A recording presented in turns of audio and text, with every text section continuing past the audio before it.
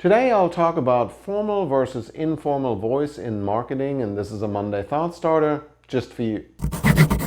In marketing, we sometimes talk about brand personality. If your brand was a person, who would it be? What would a conversation sound like? And how would it interact with your customers? The manifestation of that brand personality then is your brand voice, and that brand voice will be somewhere between formal and informal.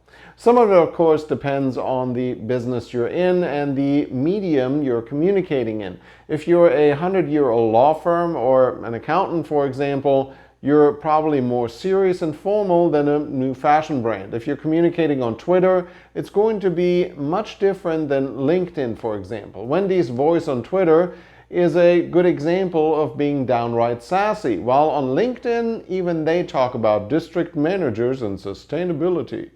So you have to decide where you want to be on the sliding scale, both for your brand in general and for each individual platform. I've seen some doctors make some very fun and informative TikToks, even though they are pretty straight-laced as a profession, on many of the other social media platforms. And for what it's worth, if you're the one doctor that can come across as rather entertaining, you'll definitely stand out. TikTok is probably the best example of being casual and fun. You'll find dancing doctors and a few rapping lawyers. But even LinkedIn has become a little bit more relaxed lately.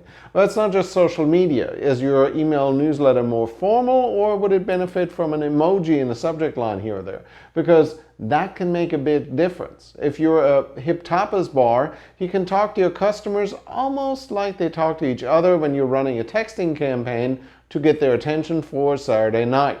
Of course, when Wendy's started getting sassy on Twitter, other brands tried to imitate their sass with varying degrees of success. It takes a lot of finesse to pull it off without being cringy. Ultimately, it's well worth it not only to come up with a customer avatar, that's a conversation for another day, but also with a brand avatar. Wendy's is probably a sassy 17-year-old with a little attitude, probably skipping class and smoking behind the gym. Who are you? Are you witty and funny, educational and rapping? Your brand needs to have a consistent voice to hold its own, because the world is getting pretty noisy out there. So don't be afraid to try something, because sounding like everyone else is just boring. And that's it for your Monday Thought Starter. Of course, I'll be back Thursday. Until then, I'm Tobias Wilhelm.